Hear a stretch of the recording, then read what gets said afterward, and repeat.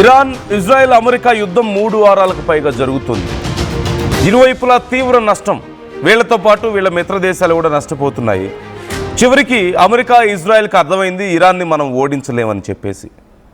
Iran ఓటమిని ఒప్పుకోవడానికి రెడీగా లేదు. చివరి రక్తపు బొట్టు వరకు మేము ఫైట్ చేయడానికి సిద్ధంగా ఉన్నామంటూ సర్వశక్తులు ఒడ్డుతోంది.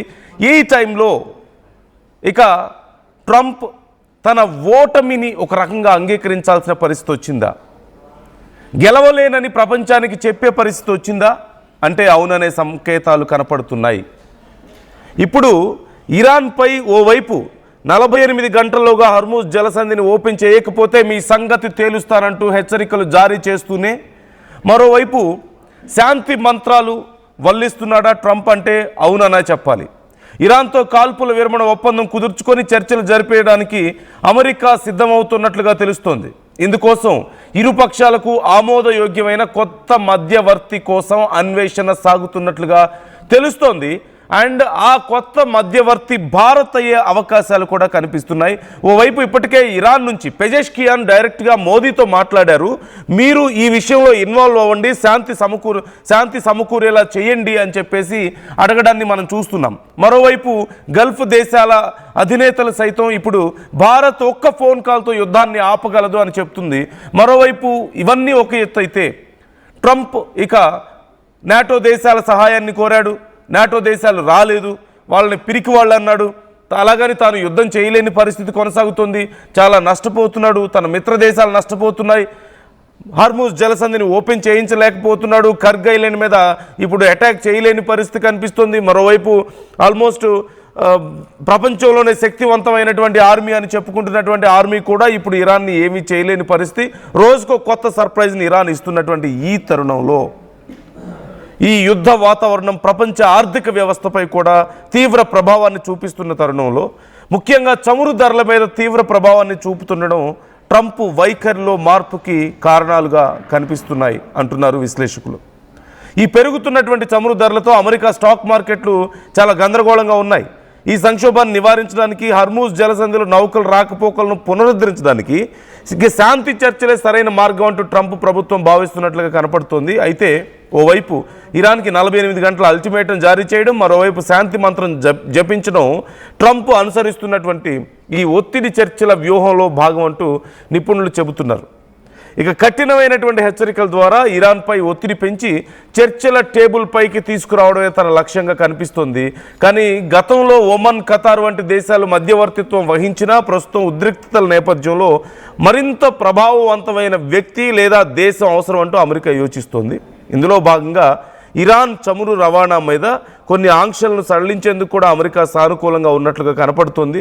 మేము మా లక్ష్యాలకు చాలా దగ్గరగా ఉన్నామని ట్రంప్ ఇటీవల చేసిన వ్యాఖ్యలు ఇప్పుడు యుద్ధం ముగింపు పలకాలనే ఆయన ఆలోచనకి అద్దం పడుతున్నాయంటూ కూడా చెప్తున్నారు.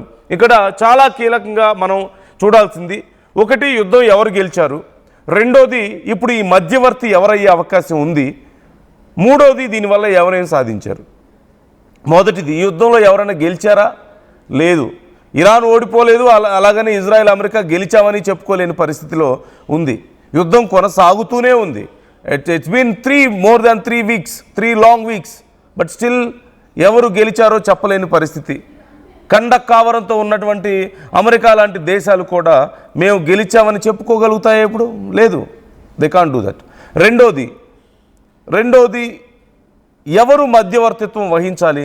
చాలా బలమైన నాయకుడు కావాలి, బలమైన దేశం కావాలి, శాంతి కాముక దేశం అయి ఉండాలి ఖచ్చితంగా. ఆ దేశం ఏంటి? అటు అమెరికాకి చెప్పగలగాలి, ఇటు ఇరాన్కి చెప్పగలగాలి. ఎవరు చెప్తారు అనే ప్రశ్న వచ్చినప్పుడు ఒక్కసారి గల్ఫ్ దేశాల నుంచి వచ్చినటువంటి రిక్వెస్ట్ ఈ మధ్య మనం చూసాం, that Modi can stop this war with just a phone call అని చెప్పి వాళ్ళు మాట్లాడారు. ఈవెన్ పెజెష్కియాన్ ఇరాన్ నుంచి డైరెక్ట్గా ఇండియాకి ఫోన్ చేశారని, మోదీకి ఫోన్ చేశారని, మీరు ఇన్వాల్వ్ అవ్వండి ఈ విషయంలో అని అడిగారని చెప్పి కూడా తెలుస్తుంది. మరోవైపు అటు అమెరికాకి కూడా భారత్ మిత్రదేశం కాబట్టి Modi one of the strongest leader in the world. In fact Trump, అలాగే మరోవైపు పుతిన్, జిన్పింగ్, వీళ్ళతో చూస్తే ఎవరు బలమైన నాయకుడు అంటే ఖచ్చితంగా టాప్ 5లో, టాప్ 3లో మోదీ కూడా ఉన్నారు. ఇలాంటి పరిస్థితుల్లో ఖచ్చితంగా మోదీ ఇన్వాల్వ్ అయ్యే అవకాశాలు ఉన్నాయా అన్నప్పుడు ఈ వాదనకి ఖచ్చితంగా ఉన్నటువంటి సంకేతాలు మరింత బలాన్ని ఇస్తున్నాయి. మోదీ ఆ మీడియేటర్ అవ్వబోతున్నారా ఇప్పుడు ఈ శాంతి చర్చలకి?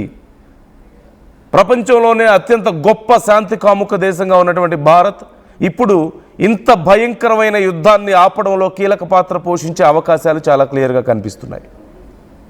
మీరేమంటారు ఈ విషయంలో? మోదీకి అంత స్ట్రెంగ్త్ ఉంది అని చెప్పి, ఆ వెయిట్ ఉంది అని చెప్పి ఆ దేశాలు ఒప్పుకుంటున్నాయి కదా. ఇజ్రాయిల్ ఈజ్ ప్రైజింగ్ మోదీ, ప్రపంచంలో ఇంత గొప్ప మిత్రుడు మాకెవరూ లేరు, he's such a nice person అని చెప్పి. అండ్ ఇరాన్ డైరెక్ట్గా ఫోన్ చేసి అడుగుతున్నారు ఇరాన్ నుంచి పెజెష్కి అని, ఆపండి యుద్ధం, ఇన్వాల్వ్ అవ్వండి ఈ విషయంలో అని చెప్పి. మిత్ర దేశాలుగా ఉండి గల్ఫ్ దేశాలు నష్టపోతున్నాయి, వాళ్ళు కూడా just a phone call is enough for Modi అని చెప్పి చెప్తున్నారు యుద్ధాన్ని ఆపడానికి. అండ్ అఫ్కోర్స్ అమెరికా ఈ విషయంలో కొంత ఇబ్బంది పడినప్పటికీ వాళ్ళకి తప్పదు.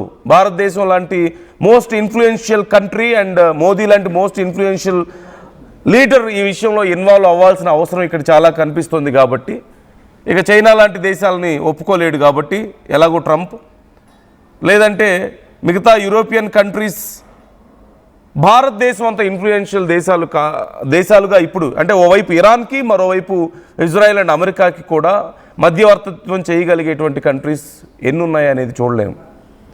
సో ఖచ్చితంగా Modi can be the most influential mediator for this ఈ వార్ని ఆపడానికి.